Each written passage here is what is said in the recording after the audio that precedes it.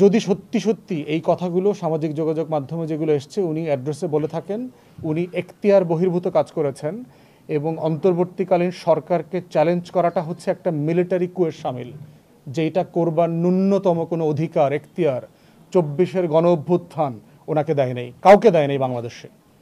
এবং উনি বিভিন্ন বক্তব্যে বলেছেন যে আমি অভিভাবকহীন। আপনার অভিভাবকহীনতার প্রশ্ন আসতেছে কোত্থেকে?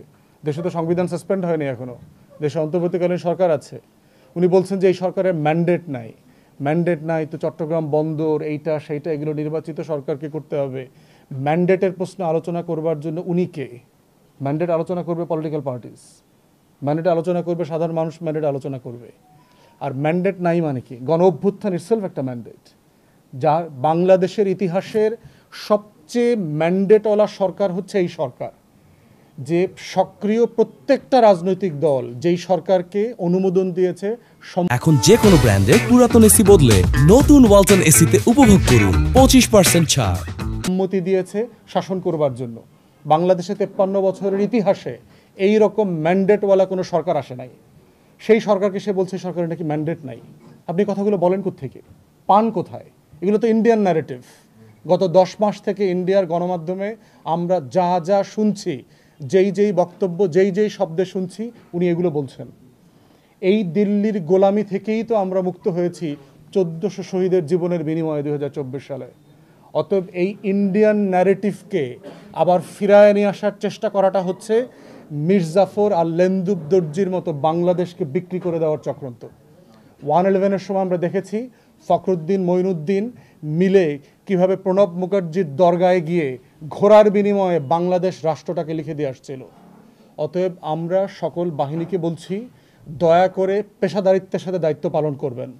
আপনার যদি কোনো কনসার্ন থাকে আপনি উপদেষ্টার সাথে বসবেন, প্রধান উপদেষ্টার সাথে বসবেন, তাকে বলবেন দেশের স্বার্থে এটা হওয়া উচিত, এটা হওয়া উচিত না। পাবলিক ফোরামে আপনার অফিসারদেরকে ইনসাইট করা, তাদেরকে উত্তেজিত করা, তাদেরকে প্রভোক করার বক্তব্য দিয়ে, এবং আপনি 1 তারিখ থেকে নির্বাচিত সরকার চান, আপনি কে এটার? 1 জানুয়ারি থেকে আমি নির্বাচিত সরকার দেখতে চাই, আপনি কে এটা কথাটা বলার? আপনার তো এখতিয়ার নাই। এটা পলিটিক্যাল পার্টি বলতে পারবে, বিএনপি 1000 বার বলতে পারে যে আমি 1 আগস্ট থেকে নির্বাচিত সরকার দেখতে চাই। এটা জামাত বলতে পারে যে আমি 1 নভেম্বর থেকে নির্বাচিত সরকার দেখতে চাই। 100,000 বার বলতে পারে, কিন্তু কোনো আর্মড ফোর্সেস এই কথা বলতে পারে না, পুলিশ বলতে পারে না, র্যাব বলতে পারে না। প্রজাতন্ত্রের কর্মচারীকে প্রজাতন্ত্রের কর্মচারীর ভাষায় কথা বলতে হবে। রুলস অফ এঙ্গেজমেন্ট আছে আমার সংবিধানে, আমার কাজের বিধিমালাতে পরিষ্কার করে বলে দেওয়া আছে। অতএব সেই জায়গাতে আমরা বারবার বলছি, এবং আমরা ইন্ডিয়ান মিডিয়াতেও দেখতে পাচ্ছি যেই শব্দে বলছে। দেখবেন ইন্ডিয়ান মিডিয়াতে পড়লাম যে জাতীয় নিরাপত্তা উপদেষ্টা দ্বৈত নাগরিক হবার কারণে আমাদের সশস্ত্র বাহিনী তার সাথে কাজ করতে রাজি হচ্ছে না, নিরাপত্তা বিষয়ে কোনো বিষয় তার সাথে শেয়ার করতে রাজি হচ্ছে না। ঠিক 2-1 দিন পরে দেখলাম রাজনৈতিক দলের নেতারাও একই কথা বলছে এবং পাবলিক ফোরামে বলছে। তাহলে এটা কার বক্তব্য, কে বলছে? আবার একই বক্তব্য কয়েকদিন পরে সেনাপ্রধান বলছে। তাহলে কি আমরা পুরো দিল্লির ছকে আবার বাংলাদেশকে বিক্রি করে দেওয়ার চক্রান্ত দেখতে পাচ্ছি? বাংলাদেশে 1400 শহীদের বিনিময়ে যে বাংলাদেশ 24-এ এসছে, আমাদের পরিষ্কার বক্তব্য হচ্ছে এই বাংলাদেশ সিকিম হবে না, ভুটান হবে না, কোনো সুযোগ নাই। অতএব বাংলাদেশের লক্ষ লক্ষ জুনিয়র অফিসার, জওয়ান, সিপাহী, যারা অবসরপ্রাপ্ত দেশপ্রেমিক কর্মকর্তারা আছেন, তারা সবাই যেভাবে স্ট্যান্ড নিয়েছিলেন গণ অভ্যুত্থানের পক্ষে, ঠিক ওই বাংলাদেশটাই চলবে, চলমান থাকবে। আমাদের বক্তব্য সিম্পলি পেশাদারিত্বের বক্তব্য। আমরা আপনাদের কাছ থেকে পেশাদারিত্বের আচরণ চাই। ঠিক একইভাবে ইন্ডিয়াকে যখন একের পর এক অবৈধ চুক্তি করে দিচ্ছে, ট্রান্সশিপমেন্ট দিচ্ছে, ট্রানজিট দিচ্ছে, একটা টাকা নেয় না, আমার বন্দর ব্যবহার করছে, স্থলবন্দর, জলবন্দর, সমুদ্র বন্দর, সেই ভারত মাতার কাছ থেকে 1 টাকা নেয় নেই। কই, আপনারা তো প্রতিবাদ করেন নাই? 14 সালে যখন একতরফা নির্বাচন করলো, আপনারা তো প্রতিবাদ করেন নাই, বলেন নাই তো এটার এখতিয়ার নাই। আপনারা তো বলেন নাই যে 18 সালে রাতে ভোট দেওয়াটা ঠিক হবে না, এটা তো বলেন নাই আপনারা। 24-এও তো দামি নির্বাচন করে দিয়েছেন।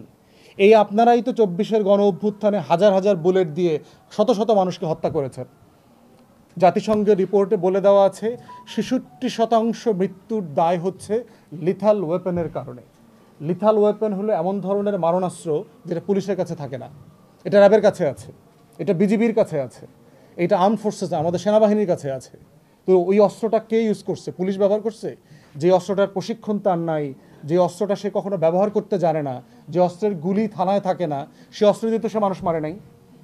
তাহলে আপনাদের এত নৈতিকতার আলাপ তো গত বছর জুলাই আগস্টও আমরা দেখি নাই।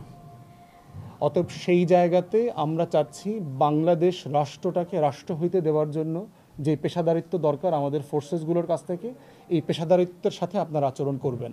লেন্দুব দর্জির ভূমিকা আপনাদেরকে দেখতে চাই না।